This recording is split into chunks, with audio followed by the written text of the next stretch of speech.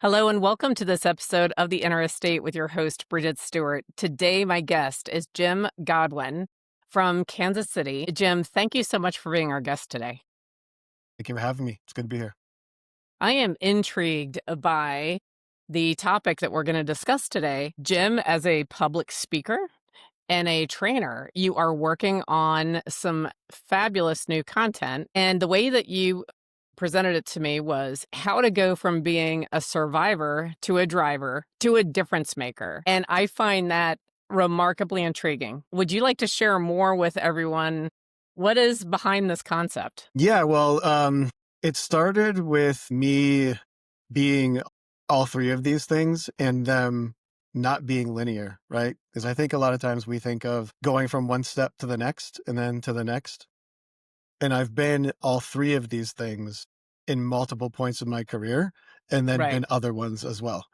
And so what I think is really important for me and for other agents to realize is that success is not a linear path, and there are going to be things that come up that are going to challenge you, and having a framework like this to know kind of where you are, be in acceptance of where you are so that you can move through it in a way that is efficient and caring and nurturing is really important. So I feel very passionate about talking to agents about this kind of stuff because I don't think it's talked about enough. I agree. And not just in our chosen industry, because both of us specialize in real estate, but even for really anyone, especially in a sales career. But I was thinking about your topic, and I think it could even apply to people in leadership. So I really want to dig in on this. When you and I were getting to know each other better, I'd like to share with everyone some of your history and some of the big life changes that you decided to bring into your life. So you started off, first and foremost, I want to thank you for your service as a Marine. I had the privilege of being the mother of a Marine myself. So I didn't know thank that. you for that. Yeah. That's awesome. Um, and then after your service, then you became a plumber, which, believe me, I also am very grateful for plumbers. I think all of us are, right? They don't get enough recognition. Then you became a loan officer, and then you became a real estate investor. And after becoming an investor, you became a real estate agent. And now That's right. you've been an agent for it's around 21 years. You've built an beautiful team in Overland Park, the executive asset team. I'm sorry, executive asset properties. You have a heavy focus on investing and investors. And yet I believe you also within your team have regular residential resale. So this has been quite a journey. And I would love to know how that journey, because you made a lot of big choices. And some of them I think you made in a fairly short time frame because if I recall correctly, you started in real estate around the age of 26. You became a real estate investor around the age of 24. Please, everyone listening, hear that. Bought his first investment property before he was even a realtor at the age of 24. So anyone out there that's thinking about it, you can do it. Reach out and Jim can help you. So could you tell us a little bit about how your career choices and those really big changes that you made in your life led to having this expertise in survivor to driver to difference maker? Yeah, that's a big one. I've always been really good at being able to kind of see clearly what's on the horizon. And be able to, I've always, like, I guess this is, I don't know, from my past or from maybe my time in the military. I always have been attracted to doing things the exact opposite of everyone else. So when everyone's going right, I've always wanted to go left and then prove to everyone that they should be going left. Yeah, someone else in this Zoom room has been called a contrarian plenty of times, so I can relate to Yes, that. I'm extremely contrarian. So Hmm. luckily that turns out to be a good trait in real estate. Yes. Well, let's start when I was a loan officer, which was a huge switch from being a plumber. Just a real quick story about that. When I got into being a loan officer, I was working until like 3:30, 4 o'clock as a plumber, and then going into an office building in my plumbing clothes with my dirty fingernails and taking a bird bath and changing into a suit and tie, and then cold calling from 4 to 7 p.m. until I could make enough money to quit being a plumber. And then I Right. realized that this was back in 2004, 2005-ish, I realized that 70% of the people that were calling in asking about mortgages didn't have a real estate agent. And I was like, Right. that's interesting. That's really interesting. So that was the first turn. The first turn for me was like, I like mortgages. It's not like my forever thing. I knew that I wanted to do something else. And then I realized that there's this huge need for people that are qualifying for financing that don't have real estate agents. And I thought, man, I could probably fill that need and see what real estate's like and just test it Mhm. out. So I got my real estate license about 4 months later. And then when those same people started calling in, I said, I know a really good real estate agent, me. I started working with people on both sides of the transaction, Mhm. being their buyer's agent and their loan officer at the same time, which turned out to be a really good decision because not only was it financially a good decision to make, but also learned a Right. ton. And I didn't have to fully commit necessarily into one or the other thing until I really got a good footing on what I was doing. Yes. And after about, you know, 6 months, 7 months of doing that, I realized that my heart and soul was on the real estate side. Mhm. There's just so many things about being on the real estate side that called me more than being at a desk and crunching numbers that I was like, I got to just do this one thing because I just enjoyed it so much. And until I got full time in real estate pretty quickly, and I loved it. I got really good at it. You know, I think like most agents out there for the first year, I was working with, you know, almost every buyer. I don't even know if I had a listing in the first year. Mhm. And I happened to be working with a Realty Executives franchise owner Right. who kind of took me under her wing because she saw some potential. And she was like, you know what? I'm retiring next year and I want to gift you my franchise. Wow. Yeah. Wow, So that's not what I was expecting to hear. That's amazing. Okay. yeah. Yeah, and so, like, there was a bit of luck there, but, you know, I think with everything that we think is luck, you have to put yourself in the position to be lucky, and Exactly right. I believe in that. I put myself in the position so that when luck came up, I was able to grasp it, you know? Yes. Um, and within a year, I got my real estate my broker's license, and, um, and for $5,000, she sold me her Realty Executives franchise in 2006. That's incredible. Yeah, no idea what I was doing. No idea what I was doing. So, you know, I was the proud owner of a brokerage. Now I was a business owner and a broker. I had absolutely zero clue what I was doing, but that's just how I roll. I like to do things I have no idea what I'm doing, going in the complete Right. opposite direction. And then rolling along, 2007 was going well, and then 2008 hit. Well, it was about just before 2008, and I could see the writing on the wall again. And I thought to Right. myself, even before like the things got really bad, I thought to myself, there's something's happening here and I need to figure it out before it does happen so I can get ahead of it. And that's when I stumbled on being a foreclosure agent for banks. Yes, yes. Or And an REO specialist. I became an REO specialist. So Mhm. so for the last part of 2007, I learned everything there was to know about being a foreclosure specialist for banks. And by 2008, 90% of my business was working with banks selling foreclosure. Very good. Okay. And I rode that way for a long time. That turned into from 2008 until around 2014-ish, I was selling between 2 and 300 houses a year on the foreclosure side. Did you build a large team at that time, or did you use the brokerage model as your team? Like, how I did you? used the brokerage model as my team. Mhm. The foreclosure side of real estate is completely unique and different. Yes. And so, like, I had agents on my team that were helping me, like, work the buyer leads and, Right. you know, working that side of it, which is we'll go back to this, but this is how I really got my footing in how to be an investor. But I had to build up a big team just to support what I was doing, right? I had 2 or 3 people full time on the road at all times. I had 7 staff members. It was a big production. I have a question for you that all of our fellow colleagues will love. They'll have an instant flashback. So how many lock boxes did you own? My God. Oh yeah, a lot, hundreds, Hundreds, yeah, yeah. hundreds. Yeah. Do you Um, still have them all, or did at some point did you finally like, I'm letting them go? no, no, I got rid of a lot of them. You know, you got to Yeah, keep yeah. rotating. No, yeah, and also they kinda modernized in the mid-teens, so okay, good. Yeah, well Just had to well, ask that, I just had a flashback there. So, you've got this big team, you've got staff, you've got agents, you've got listings, you've got the relationships with your banks and trustees. So what you're selling, what'd you say, 200 to 300 houses a year? How long did that go on, and what came next?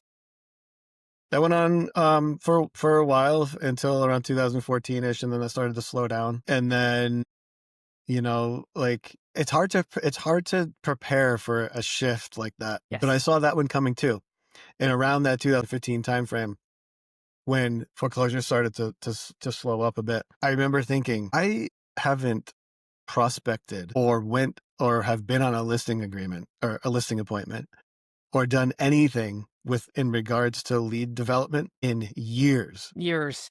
Years. years. Haven't done anything." I'm like, I'm sitting there looking at my transition back into traditional real estate going, I've been in the business for almost 10 years at this point, and I have no idea how to prospect. It was a really it was a eye-opening moment I like to because call it a harsh reentry. yeah, yeah, because like when you do something that niche, Yes. it's and you have to break away from that. It's really difficult. A good lesson to learn though, because there was many things that I would have changed over that course of that time that I would do differently to ease that transition. It's interesting. It's really interesting. Just a side note. It's interesting because I think you would agree that the more niche down you are in real estate, the more successful you're going to be. But the other side of that is that you have to prepare at some time to need to do something else in case things change, which things always Correct. change. Right. So you have to be prepared to go into a different direction and niche out into something else, and that shift can be challenging. It can be very challenging. So, with just a side note that relates to what you're discussing, some of my early coaching clients, around 2013, so I've been a coach since 2009. So around that 2013, 2012, 2013, 2014, I had more than half a dozen clients that were exact description of you. Because during the recession, I believe it or not, looking back on it, I'm like, "How did I do that?" But I stayed in residential resale primarily, some new construction. I did do some luxury short sales, but I got a short sale specialist to help with that. And so people in your shoes came to me because I'm also gonna take a wild guess, you probably didn't have past client to the buyers of the foreclosure marketing going out. You didn't have some, regular life, right? And I coached them through that reentry. And that's how I said, when I say I called it harsh reentry, that's from those clients, which I'm excited to say 5 of them are still in real estate, and 1 was able to retire and sell their team. So, as you have, you also made it through. So, you made it through, and you had to, as you said, take your niche that was pretty extreme, and you needed to regroup and develop a new niche while you still had at least 2 other sources, I'm assuming, going, so you had money coming in. So, what was that next niche? Learning how to be a traditional real estate agent again, Okay. or learning it for the first time, And how since how everything did you is do it? I got a coach. Great. Good. Yeah, I got a coach, and I went back to the basics, and they were it's funny because the first meeting I had with them was I'm like, "No, you need to treat me like I'm a brand new agent Mhm. because I need you to teach me the fundamentals again so that I can build off of that." And they're like, "What do you mean? You're selling 200 houses?" I'm like, "It doesn't matter. It Right. doesn't matter." And this is what I'm talking about, like, when we talk about going from survivor to driver, I was a driver all of those years, right? I was driving business crazy hard. Like, it was really good, right? But being a driver isn't the end game. Being a driver gets you stuck because it doesn't allow for any movement into something that's beyond that. Like, if I didn't do all of that work myself, then I make no income. That's right. So there was nothing set up for me to shift into what I'm calling a difference maker, becoming a difference maker, because I was stuck in that driver mode. And then once that business started to dry up, then I went backwards into Survivor again. Yes, and that I was gonna ask you, did you hire the coach? Did you catch it early enough, it sounds like maybe you didn't, to, like, prevent the drop down? Or did you hire them when you were in the drop down and you're like, "Okay, we gotta get out of this quickly." Yeah, I mean, I was still selling a good bit. Like I had a baseline of still selling foreclosures, right? Because even though it slowed up, I still had certain clients that I still have today that Good. kept the lights on, as they say, you know? Okay, good. Okay, good. So it wasn't like down to zero, but from where I had been in my career, for It was me, dramatic. that's Survivor. Yeah, That's and at this time, you still own the Realty Executives. yes. Okay, great. Okay. Yeah, I need well, some so popcorn. Keep going. there's a lot more to that story, actually. In that time frame, I moved states, right? So I moved from Connecticut, where I grew up, to Kansas Okay. City in 2010. And Wow, okay. so for the first 2 years that I was in Kansas City, I was running my realty executive's office from In Kansas City. Connecticut. Yeah. I really did need some popcorn. Yeah. Yeah. Okay. I've done some unique things in real estate. And the reason why I did that was because I was scared to death that all my bank clients would find out that I moved to Kansas City and not want me to work. They would fire me because I wasn't in Correct. Connecticut, right? That's right. So I was scared to death, right? And so 2 years into that, I was so burned out because you can imagine, like, I was flying back to Kansas City, like, flying back to Connecticut every month Connecticut. trying to work the business. I had people on the ground that were doing really good work, but still it's very stressful to do that. And so about 2 years into it, I was like at my burnout state, and involved in a group of other foreclosure agents around the country. We got together, and Was that's that like a five-star it or was Star Network? what yeah, 5 Star was one of the places that we went to. Yeah. We had it like we like me and other REO brokers around the country. There was like 30 Yes. of us joined, Yep. created this group, and we would travel together and pool money together and all that stuff. So anyway, Mhm. one of my mentors in that group was like, "Yeah, your thinking right now is one of lack and not abundance. And have you ever considered what would happen if the same clients that you work with now said, 'We don't have anyone good in Kansas City,' and then overnight you doubled your business?" And I thought I never even thought about that. Thought never even crossed my mind, right? Because I was so stuck in the fear mode. Yes. And that conference, I went to all my clients and I said, I don't live in Connecticut anymore, and I own a second brokerage in Kansas City. And either maybe you could transfer me over to that department, or I don't know what you want to do, but I just got to tell you, overnight, they were like, "Oh my God, we don't have anyone in Kansas City. We don't have anyone." Every single client. So, so when I opened my brokerage in 2012 in Kansas City, again, didn't know the market, didn't know anything about how to do real estate in Kansas City, was a broker owner of a second real estate Realty company, knowing Executives. no, this was my own. Okay, gotcha. Yeah, this was my own. I didn't get into a franchise. Mhm. Um, I own another brokerage in a state that I know nothing about, not knowing anything about how real estate performs in this area. Right. And within months, I had like 30 listings. It's amazing. Yeah. And it just spiraled from there. That's why I was selling so many, because at that point now I was selling foreclosures in 3 states. Wow. Connecticut, New York, and No, Kansas? Connecticut, Missouri, and Kansas. Missouri, that's right. Missouri and Kansas. Yeah. Okay. That is pretty remarkable. So, so when did you stop doing business in Connecticut, or do you still do business in Connecticut? Nope, stopped that shortly after in around 2014. Okay. And did you sell that business, or what'd you do? Yeah, I mean, I took on a partner. Mhm. The partnership didn't go well. Like, around that 2014 timeframe is really when the wheels started to fall off Mhm. in my life and in my business, because my arc was so short to get to the level that I was at. I didn't know how to deal with it Right. mentally. I didn't know how to run businesses at an efficient level. I didn't know how to deal with employees and payroll. I didn't know how to deal with, close to $1 million in commission. I don't want, at the risk of sounding elitist, it's hard to deal with that stuff when you come from absolutely nothing and then all of a sudden have this abundance, right? Yes. And so, it got to me, and so uh, it affected my marriage. I ended up going through a divorce, in 2014 and 2000, from 2012 until almost 2015, I became an addict. Going through a divorce and the stress of this, transition in the job, I became addicted to OxyContin Okay. very quickly and Okay. easily too.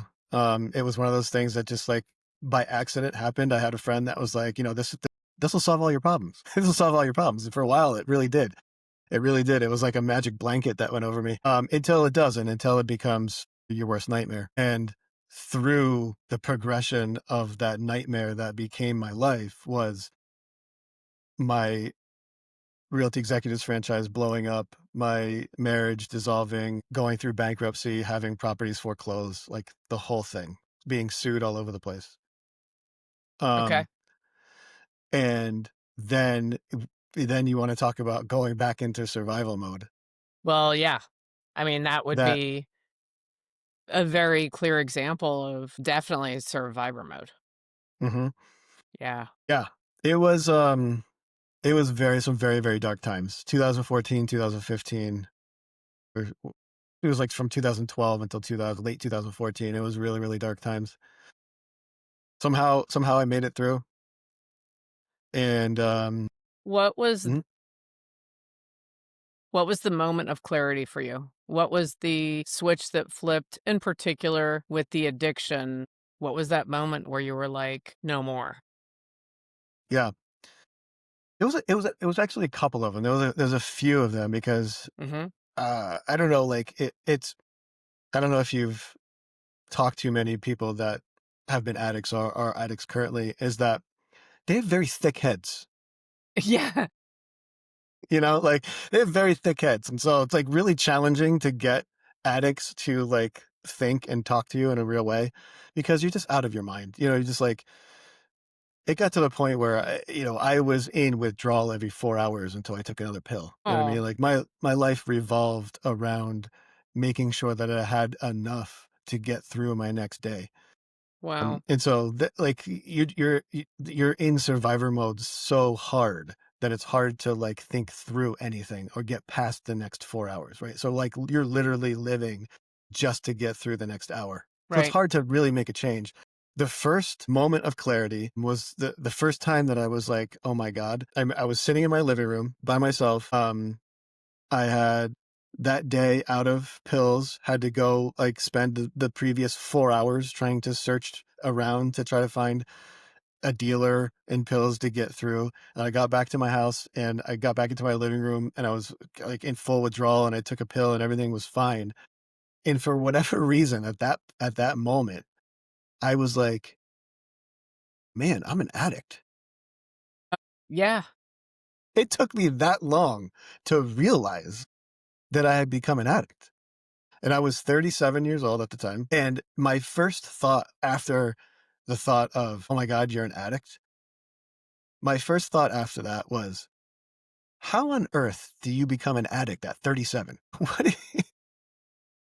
I was actually thinking a similar thought, not those same words, but yeah, it's Yeah. Like so and then as I was thinking, like, you have like gotten through your adolescence where most people have this issue. Like you got through your 20s and you were totally fine. And then you became this successful business owner and you have this entire life. And then you decided to become an addict. And it was like this really stark understanding of like that particular thing, like, give me this, like, this horror that I'd never felt before, and what I realize now that I didn't realize at the time is that I these behaviors have been going on my entire life. I didn't become an addict at 37, I became an addict at 15, and I became an addict at 9, like, whenever whenever these, we go through traumas in our life that don't get dealt with, and then they add up over time, and then you start dealing with those traumas by creating behaviors that help alleviate the pain of that trauma. And Mhm. those behaviors over time accumulate to something that becomes very detrimental. Like the avoidance patterns and the not having really strong relationships and the binge watching TV and the eating bad food, that is one thing. But then when it progresses to something that you can't get a hold of, then there's a problem. And Yes. I let it progress into its worst form before I decided to do anything about it. That is really a compelling description of how it does happen. And I'm curious too about so you have that moment on the sofa after the scrambling around to make sure that you were going to have that next batch. Fix. Yes. Um, and then it sounds like that was one of a series. So, like, that thought happened, and you even had the additional, more complex thought around how did this happen when I'm 37? So, something in your subconscious or your inner core, whatever you want to call it, was kind of reaching out. I feel like that was something, some little voice inside was like, Jim, hey, look over here. But then, so then it kind of went away again, and you stayed in the habit. So, like, what Yeah. I'm I'm curious if you don't mind, could you also share maybe a few more of those moments? And then what was the one where you finally, you know, said enough and did whatever you had to do to get out of it? Because that's the Yeah. good news. Anyone listening, he is no longer an addict. Okay, so maybe I said that with the wrong words, but yeah. So, No, no, no, not no. Yeah. spoiler alert. Okay, Yeah. so I'm could okay. you I'm share a okay. little more with that? Because I feel like people don't quite talk about this process enough.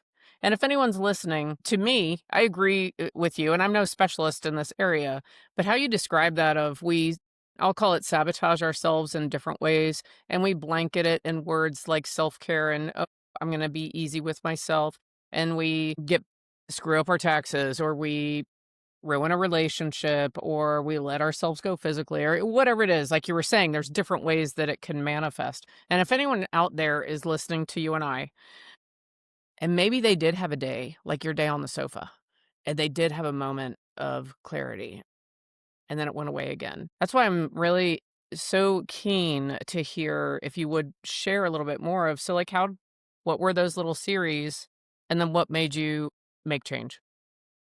Yeah. So a couple of things. One is that I was spending up to $200 a day on my addiction, which is an incredible amount of money.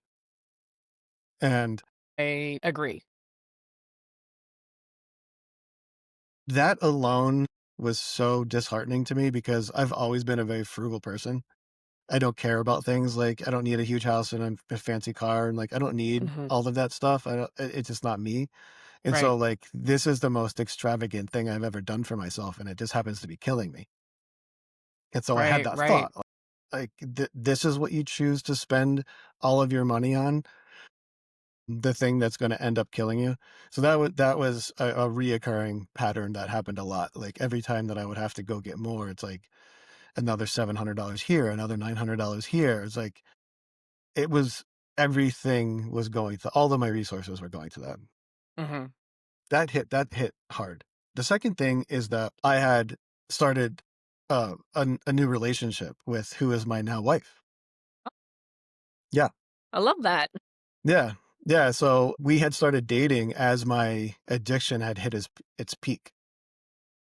And she's from Denver. She lived in Denver. And after about a year and a half or so of us dating, we decided to have her move to Kansas City and we were going to live together. And I had her move to Kansas City without telling her that I was an addict. I I was going to ask about that. So it sounds like and again, I apologize to anyone if I'm not using like the right terminology.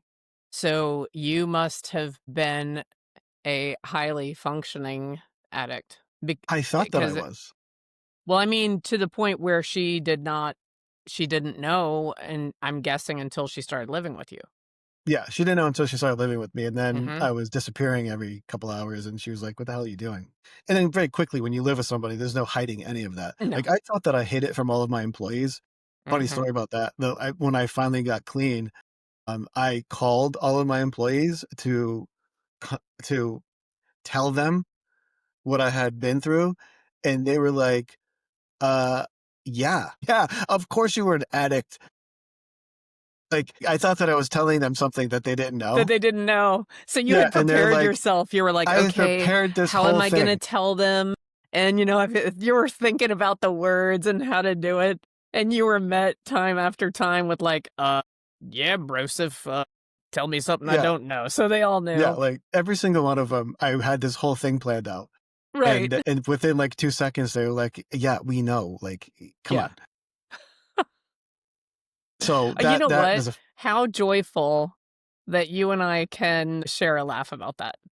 yeah, yeah. Yeah, I mean, that's this a it's great. It's great, and like I said before, like, these times I can talk about them now because they yes. are the blessings of my life that Mhm. have led me to where I am and the path that I'm on today. So, this is why I have the freedom to freely express all of these things about my past that aren't Right. necessarily easy to talk about. Me talking about it, I know helps people I do and too.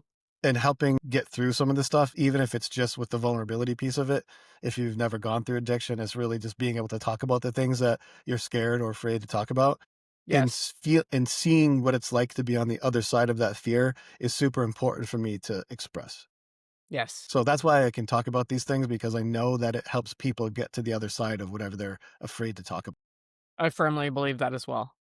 And this is in one of the most serious areas, and yet even as you and I both have mentioned, it can show up in other ways that don't seem as serious, and yet if somebody wants to create true change in their life, the more they hear what you've gone through and how you progressed through it, I believe it will help them whether they were facing a serious addiction or another issue of unresolved conflict with themselves in their own life.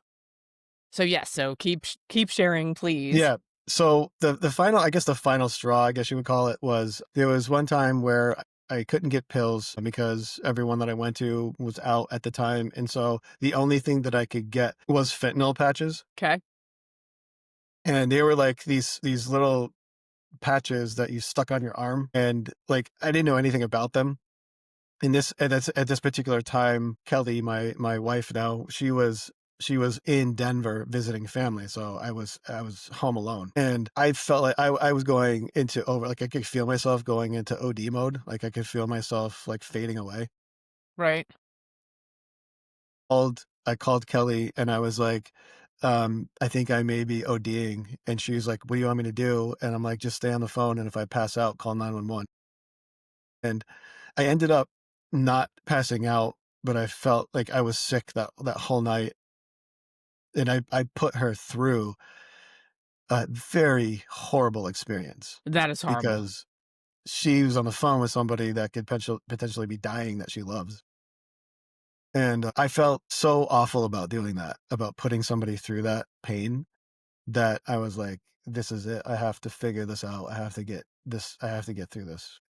I knew enough about myself, again, being contrarian, again, back to the contrarian theme. I knew enough about myself that if I tried to do traditional methods of rehabilitation, that it would fail because I would outsmart it. And I looked at the recidivism rate of AA and NA. Did you have any guess what it is?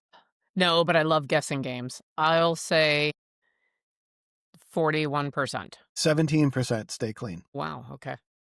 17% work the program and not go back to addiction. And I looked at that number and I thought, I'm not going to put this much work and effort into something for a 17% chance. Yes. I just can't do it. Like that's too much of a D. That's too much of a Yeah, D.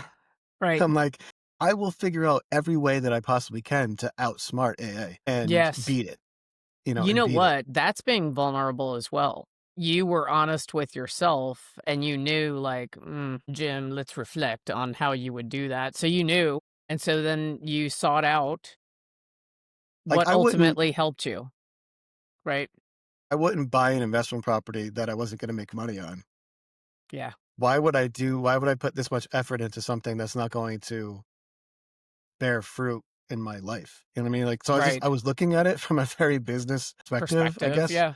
which I don't know if it's a good or a bad thing, but I just knew that like I couldn't do it that way. So I started looking at alternative ways to clear up an opiate addiction. Mhm. And the things that I found that actually had success that worked well are things that are not legal in the United States. Okay. So the most effective method, especially for opiate use, the most effective way to get clean from an opiate addiction is by going to Mexico or Canada or somewhere in Europe and working with this medicine called iboga. Okay. Mhm. I actually have the place that I went to. We can link to if you want to the That'd be place that great. I actually went. Yeah, I would love to provide that. Yeah, yeah, fantastic place. It's a whole thing is a very strange scenario. So I just started researching ways to get clean, and iboga kept coming up everywhere I turned Mhm. because iboga is a very unique medicine that's only found in one small country in Africa called Gabon, and Okay. it's the smallest country in Africa. And in Mhm. that small country of Africa, there's this little shrub that grows, and in that shrub, there's a root that you have to extract the root, and then there's um, bark of the root, and then an inner bark of the root. You have to get rid of the outer layer of the bark of the root and extract the inner layer of this bark of the root. And that particular part of the plant is the active component in the iboga that helps you get clean from opioids. Okay. Hold on a second. Hold on. Don't lose your train of thought. I'm sitting here going like, okay, I'm fascinated by who was the first human who figured out how to shuck oysters and that that was food. But you just really blew that out of the water because I mean that how what an amazing time we live in that someone figured that out and then that I'm guessing maybe someone else or maybe the same person figured out that this is what would actually clear that opiate addiction, that is wild. Please continue. Yeah. So just a really quick rabbit hole down that. So this is the indigenous people of this country. This is their Mhm. sacrament. This is their medicine for their tribes, right? And so they use it Yes. like we use sacraments here. Yes. And so it's their medicine for how they heal themselves. Mhm. And it only is available to the Western world because psychologists and psychiatrists are on a search for ways to heal mental illness. Okay. And in the 70s, this group of psychiatrists did a pilgrimage to all of these different places where they heard of these different medicines that these Right. tribes use, and they Right. researched it, and they brought that stuff back to the U.S. to try to figure out how it works. And it just so happens that this iboga plant, it has an alkaloid in it that attaches to the opioid receptor in your brain for up to 2 months. Wow. Okay. So it takes the synthetic opioid out of your system and replaces it with this plant medicine, and it sticks in your opioid receptor for up to 2 months. So it gets rid of your craving for wanting to go back to the opiate because your brain is tricked into thinking that it has it. And so That's um, amazing. it's incredible. It's incredible. And so that's why it's so effective. It has like an 89% success rate with opiate use. So I went from 17% to almost 90%. And how long does it take? I know anyone listening is gonna be like, "Well, like, how long would you have to be treated?" Like, give us a time frame. Yeah, so I'll go through the whole thing. So I was so desperate that I was like calling all these places and going like, I need to come, I need to come. And by the time that I found this place that I was going to that we'll link to, I was turned down initially. And the reason why I was turned down, sorry if this is going on such like a rant that has nothing to do with real estate, but if this stuff is pretty important. I, I Very was important. I was turned down because when I was going there to get clean, I had gotten off of Oxycontin and went on a legal form of treatment, which is called Suboxone. Okay. Suboxone is a prescription medication that doctors give you in the U.S. that Mhm. replaces the opioid. Right? It's basically an opiate that doesn't have a high effect to it, Okay. and so if you then take an opioid, it blocks the high part of it. So Okay. right? So it attaches to your opioid receptor and it doesn't get you high. And then if you take an opioid, it doesn't do anything. So no one takes it. The problem with it is then you have to detox from the Suboxone. Okay. Mhm. And because Suboxone is just a chemical, instead of the opiate having like a half-life of a couple of days or a week, the half-life of Suboxone is 14 days. So that means it's not out of your system for 30 days, right? Oh, that's right. Yes. Yep. So in order for me to go to this treatment center, they said you have to be clean off Suboxone for 30 days.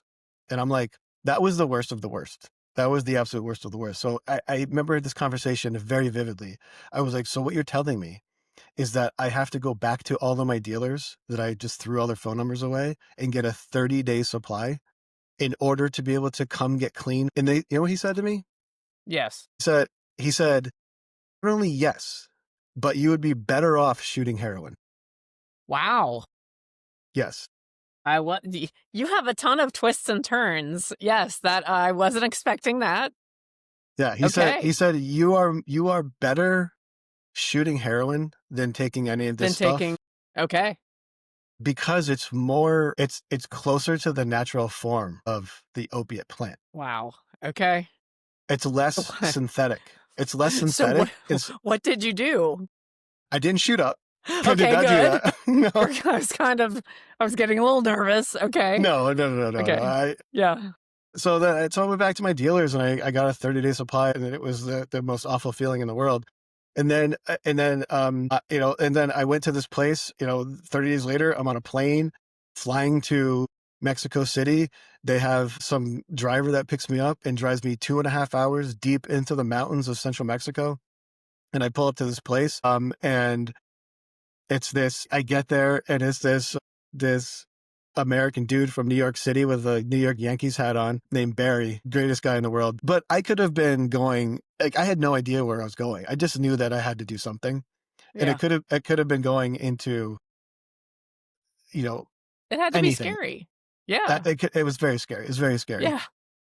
And so the first day that you're there, they force you into withdrawal because if you take this medicine while you have opiate in your system, it will kill you. So, Ugh. you're there for a day and a half, and there's 4 of us at a time that are going to go through the treatment. We're there for a day and a half until everyone is, like, throwing up and sweating and diarrhea and, like, cold chills and fever and everything, and everyone's in, like, full-fledged withdrawal, and then they give you this medicine, and then for the next for the next 36 hours, it is a very intense experience. Mhm. So iboga is one of the strongest hallucinogens on the planet. Okay. It's the effect is very strong. But I remember like 15 minutes after I took my first dose of that, thinking I could feel the withdrawal leaving me and thinking this is going to be the end of it. Wow. Like I could just tell that it was going to be the end of it. Mhm. 36 hours of really intense experience coming out of that. I was like a completely different person. That's wild. Completely different person. There's a lot that happened in that time that Mhm. don't need really to get into, but I was there for 7 days. Okay. They like, so after the 36 hours, you come out of it, and then, there's some people that you still need to take a little bit of medication here and there. So for the next 3 or 4 days that you're there, they give you like very small doses to try to just kind of like get you back into like the not feeling the withdrawal part of it. Okay. And then in 7 days, I left that facility and got on a plane and never took another pill again and never had the urge to ever take a pill again in my. That is truly remarkable and very inspiring. And Yeah, Kelly stood by you through all of this. she stood by me through all of it. Yeah, and so that was the final piece. My desire to be the person that she knows that I can be, even when I didn't want that myself. Mhm. That desire grew so strong that I had to get clean, even though that I was probably at the time okay with not coming through it. Out of curiosity, sometimes, as you said, life's not linear, right? So, eh, I am gonna take a wild guess that you definitely did leave from that treatment and that experience a changed person, and you slayed the dragon. So that is beautiful. Did your relationship with Kelly, because now you come back and you're literally a changed man from the person that she had fallen in love with and been with now for a couple of years and was living together. Was there anything odd that happened there? Because now you're sober. Like, was there any sort of odd relationship issues, or was it really just pretty smooth after that? I'm just Yeah, curious. I mean, yeah. So, our relationship leading up to that, even going through all of it up until like the really bad, like the worst of it at the end was really good. Like we had a strong connection and a really good Hmm. relationship, even in spite of all of that stuff. And so, like, she always had brought out the best in Your me, even best. through Yeah. all of those times. And so she saw who that person was Yeah. through the addiction. That's amazing. Yeah, it's truly amazing. It's I truly mean, amazing. she probably saved your life. I tell her that, she doesn't believe me, she doesn't understand how much of an impact she had on me getting clean. Without a doubt, she saved my life. Yeah. I don't know her, but I know enough to know her ability to see the real you through everything else and her decision to stand beside you as you went through that. I'm just gonna go out there and proclaim that she was definitely saved your life in that regard. You still Yeah, had to go through it. You still had to make the choices, but when you talk about blessings, what a blessing that the two of you met. 100%, Yeah. 100%. Yeah, I'm incredibly lucky. Yeah, it's it's I'm very lucky. Hey, you know what? I'm also, again, I don't know Kelly. I think she's lucky too. I'm gonna say that. Thank you. So Yeah, it's that sounds truly remarkable. So jump ahead if you don't mind to sure. you come back, you found this miracle process. You are a changed man. It does sound like, although you knew that the most of the traditional options that are available to everyone wasn't going to be a good fit for you, but it does sound like you took maybe a few of the things they do in those programs because you said you decided you were going to call all of your staff and you were going to talk to them. Like, so now let's jump back into business for a minute. You're going to emerge as a different businessman as well. So what was that impact on, like, how did you pick up in the business stand and move ahead from there? Yeah, I had to be okay with a few things. First of all, I had to be okay with completely getting rid of any ego that I had about where I was. Mhm. Like, I couldn't move forward thinking that had done anything special at all. I had to move forward with a completely clean slate and be okay with starting completely fresh and from scratch if that's what needed to happen. Right. So that was the first thing. What was the second part of the question?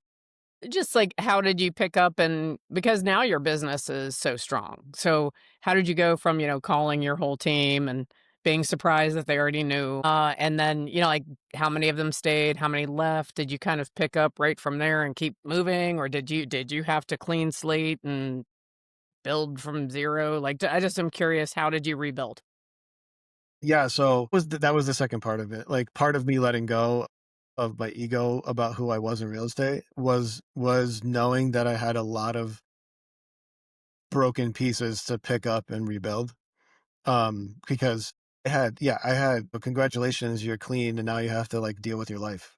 Yes. Yeah. Like, and it was my life part of it that was the biggest struggle at that point. So I ended up cutting back to like just a complete skeleton crew with two people, two of my staff who had been there since the beginning. Who, by the way, when I was in Mexico and I called them and I'm like, "You're not going to believe this, but I was an addict and I'm clean." And she was like, "You know that you have $4 in your business account and you can't make payroll?"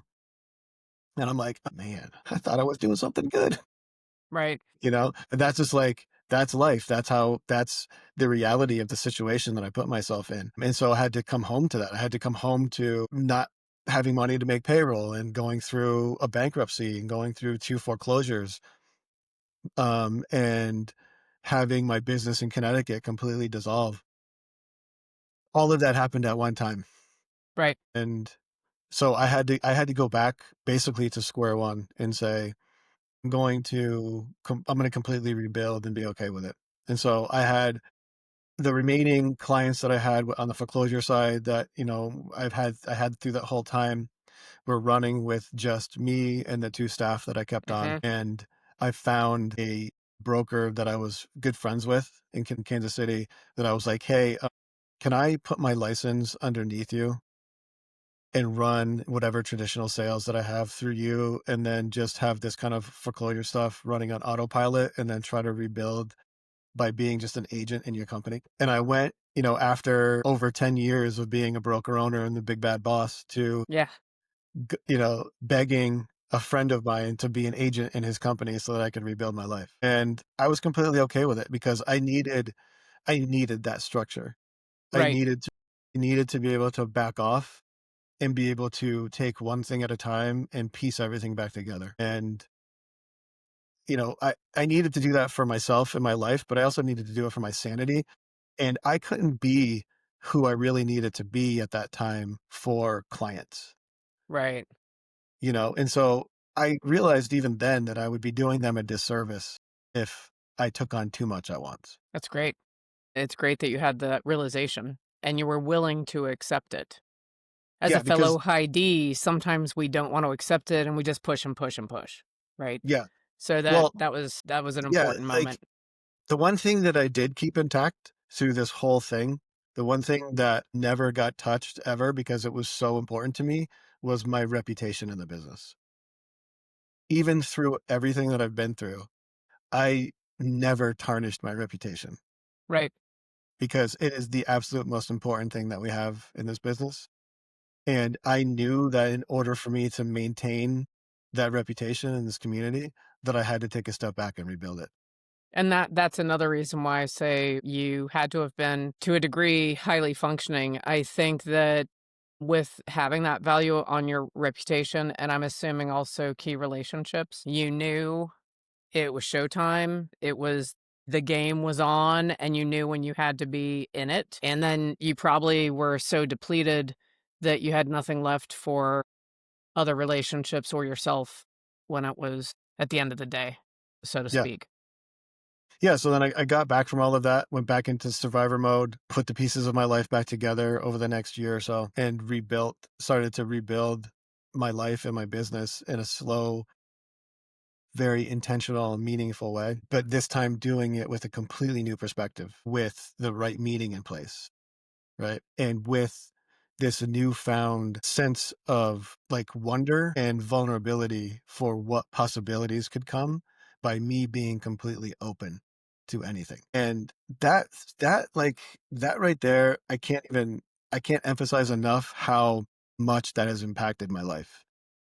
The moment that I decided that vulnerability will drive your business is the moment that I not only did my business start to thrive, but I created a freedom internally that I didn't think was accessible. It's amazing. Yeah.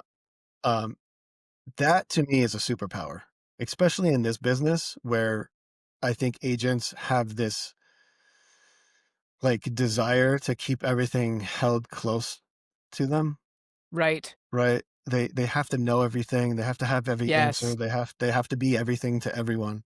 Yes, And I would tell you that people see through that. they do. People see through it, and it only can get you so far before you crack. And if you are in this business for any length of time and you're doing any sort of volume, it will crack eventually. And so, like, I learned this skill of extreme vulnerability with my clients and with my friends and with my family and all of my relationship. And I dissolved this like fake barrier that we have between work and life, Right. and everything was combined into deepening relationships, and that's all that I focused on. How do I make every relationship in my life as deep as I possibly can? It's remarkable. I mean, and I know that's working for you because you have now you're married to Kelly. When did you all get married? We just had our 10-year anniversary. Beautiful. Okay. So that is September amazing. 5th was our 10-year anniversary. Happy belated anniversary. Thank And you. You Thank you. have your executive asset properties. You do have your investment portfolio. You're a speaker and a coach. So I feel like what you just described in terms of discovering that power and freedom in vulnerability, I I believe it allows us to live present in each day and to have a bigger impact on everyone that we meet. So kind of when you said that difference maker, I was thinking that even as part of it. That's how I So I shifted into being a difference maker.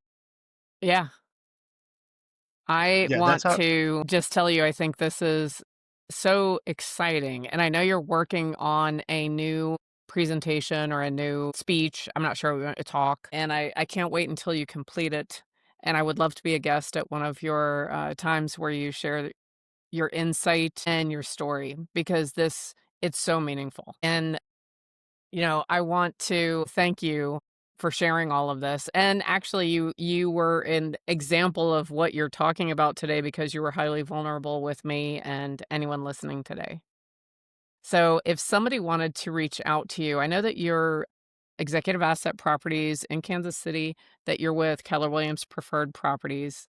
Um, and if somebody wanted to reach out to you, what's your preferred method? I'm going to have all your contact information everywhere, but what's your preferred method if somebody wants to reach out? Yeah, and, I'm all on at social media, Jim Hmm. Godwin on social media, anywhere anyone can message me. I'm happy to give out my cell phone number if anyone wants to reach out and talk to me directly. Okay. I'm pretty much book, so That is awesome. So, Jim, I really love to share with anyone who's listening just one little step they could take. So if they related to anything you shared, either in business, because we did talk about a lot of business, or in maybe an internal struggle or an addiction of any kind they might be facing, what's one step that you could leave everyone with that they could take right now that would move the needle slightly? yeah. Yeah, that's a really good question. A really impactful thing that you can put into practice every day is to take a step into the unknown without any kind of an attachment to the outcome. And it could be something really simple. It could be something really simple as having a conversation with somebody that you've been meaning to have that you just haven't wanted to do for a long time because you're afraid of maybe what that person will say. Unattach yourself from the outcome of that conversation and have the act of making the call be the outcome, then you are teaching yourself how to go be out on a ledge and jump off of that ledge and be okay with not knowing where it's going to take you. Right. And after a while, you get really good at being on a ledge and not having like any kind of a care of what happens on the other side of what you're attempting to do. It's just like training with anything else. It's just like anything else that you want to go train for. You start off small and then you start building up over time and you end up getting really Yes, good at it. And when you do things like this on a daily basis, it trains your mind to be able to be okay with being uncomfortable. And so do that. Go be okay with being uncomfortable. I think that's fantastic advice. And it is something that anyone could start even today. You could, get off this podcast and go make yourself uncomfortable. I love that you gave that example. Everyone listening, every single person has someone that popped into their mind when you said, call someone that you want slash need to call and you keep putting it off because you're nervous about it. And that would be a brilliant first step for people to take. I want to thank you again so much for being our guest. Jim, I hope that you will come back and be our guest again. You have so much to share, and please keep me posted on the development of your speech. I will. I'm already thinking maybe it'll be a TEDx. Remember me when you're on the big stage. Okay. So thank you so much. And I hope you'll come back as a guest. If you're listening, I hope that you will join us again and listen to the next episode of The Inner Estate. Thank you so much and have a great day.